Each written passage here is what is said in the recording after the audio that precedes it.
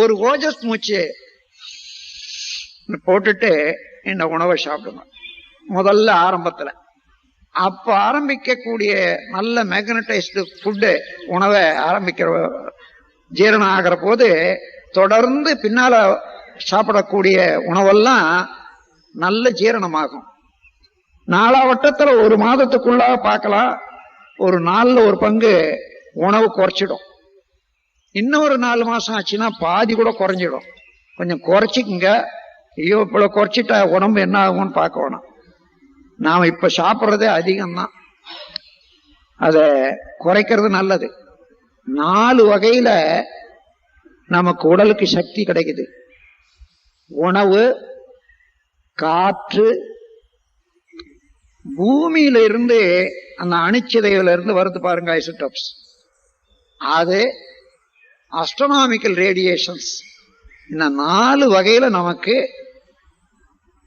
அணுக்களும் ரசாயனமும் உயிர் சக்தியும் வந்து கொண்டே இருக்குது.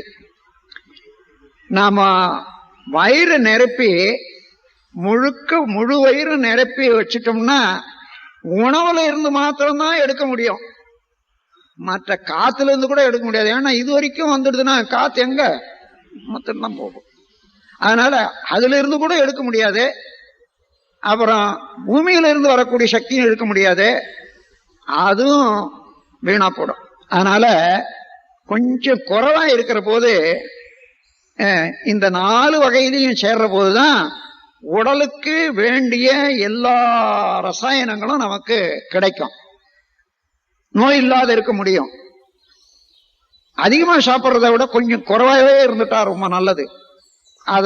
அதுக்கு பதிலா நமக்கு சக்திய வெளியில இருந்து எடுத்துக்கொள்ளக்கூடிய ஆற்றல் உடல்ல உண்டு. அதனால இன்னைக்கு அந்த முறையில எவ்வளவு வேணுமோ அது வரைக்கும் சாப்பிட்டா உலகத்துல இன்னைக்கு பாதி உணவு மிச்சமாயிடும். நாம் தெரிஞ்சுக்காத சாப்பிட்றதுனால இந்த இயந்திரத்துல அரைச்சிக்கிட்டே இருந்தாங்கன்னா கொஞ்சம் தூக்கி விடுவாங்க, கபவன்னு கீழே விழுந்துடும். அது போல நாம உடல்ல சேர்றது போக மிச்சத்தை சும்மாவே தள்ளி விட்டுடுறோம், பெரும் அளவு வீணாய் போகுது.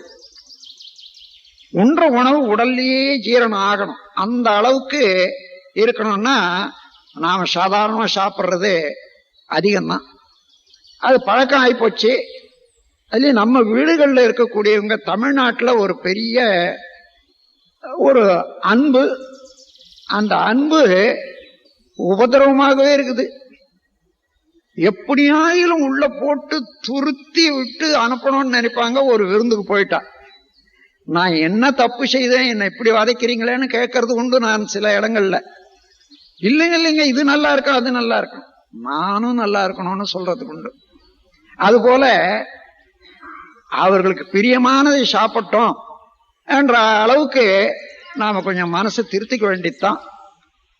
அது இருந்தாதான். ஏன்னா உணவை சரிப்படுத்திட்டோமான ஒரு திட்டத்துல வச்சுக்கிட்டா எவ்வளவோ வியாதியை தவிர்க்கலாம், உடல் நலத்தை காக்கலாம், மன வளத்தையும் காக்கலாம். இது பணம் கூட மிச்சமாகும், வீண் செலவு இல்லாத. ஆகவே உணவுல ரொம்ப ஜாக்கிரதையா இருங்க. நல்ல உணவா எடுத்துக்கொள்ளணும்.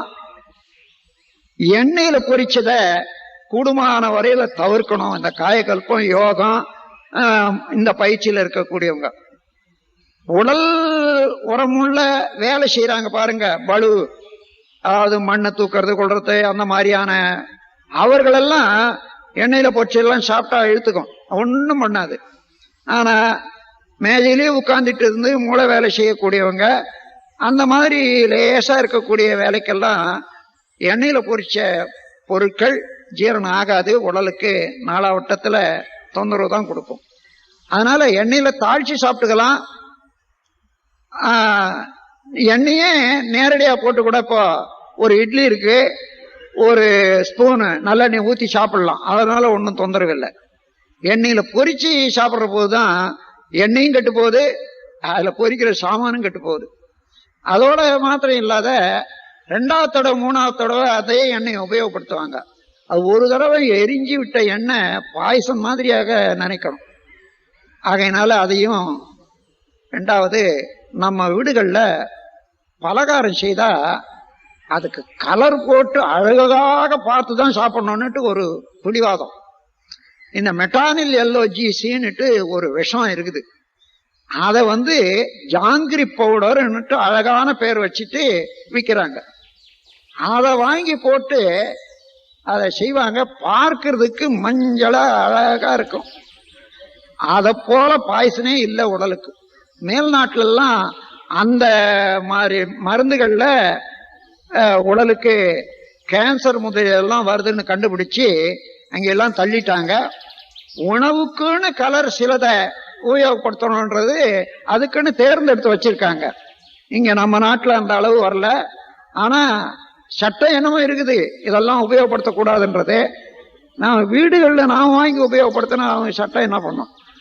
அதனால அந்த கலர் போடுறதை விட இப்போ ரவையில கேசரி செய்றீங்கன்னு வச்சுங்க, அந்த கலரை போட்டு மஞ்சளாக்கி அதை விஷமாக்கி சாப்பிட்றத விட அதே இதை வெள்ளையாவே இருக்கட்டுமே, அல்வா போல இருக்கும், வெள்ளையா இருக்கும். கேசரின்ற பேர் ஒன்னா வேணாம், வெள்ளை அல்வான்னு சொல்லுங்களேன். அதனால என்ன, அந்த மாதிரியாக கலரை உபயோகப்படுத்தாத நம்ம வீடுகளில் மஞ்சள் மாத்திரம் போட்டுக்கலாம். ஏனென்றா மஞ்சள் கிருமி நாசினி, தேவையில்லாத கிருமிகளை அழித்து விடும். குடலுக்கு நல்லது, உடலுக்கு நல்லது. அது ஒரு அளவுல மஞ்சள் சேர்த்து கொள்ளலாம் பலகாரங்கள்ல, பதார்த்தங்கள்ல. ஆனா இந்த கலர் சேர்க்கறத இத கொஞ்சம் நிறுத்திக்குங்க, உடம்பு நல்லா இருக்கும். நேற்று ஒரு அன்பர் இதை வலியுறுத்தி சொன்னார். எல்லாம் நீங்க சொல்றீங்க, உணவு வகையில எப்படி நாம இருக்கணும் என்றத நீங்க சொல்லலன்னுட்டு. அதுக்கு தனியா சில இடங்கள்ல சொல்றேன். ஆனா இங்க எவ்வளவு வேணுமோ அந்த அளவுல சொல்ல வேண்டியது அவசியம்தான் என்று கூறி இதோட இந்த வேலை செஷனை முடிச்சுக்கலாம். நல்லா யோசனை பண்ணி என்னென்ன சந்தேகங்கள் உள்ளதோ அதெல்லாம் மத்தியானம் இருந்து பேசி. வாழ்க வளம், வாழ்க வளம், வாழ்க வளம், வாழ்க வளம்,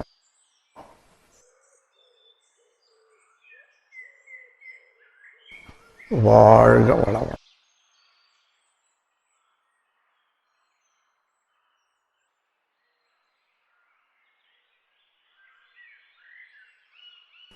வாழ்க வளம்.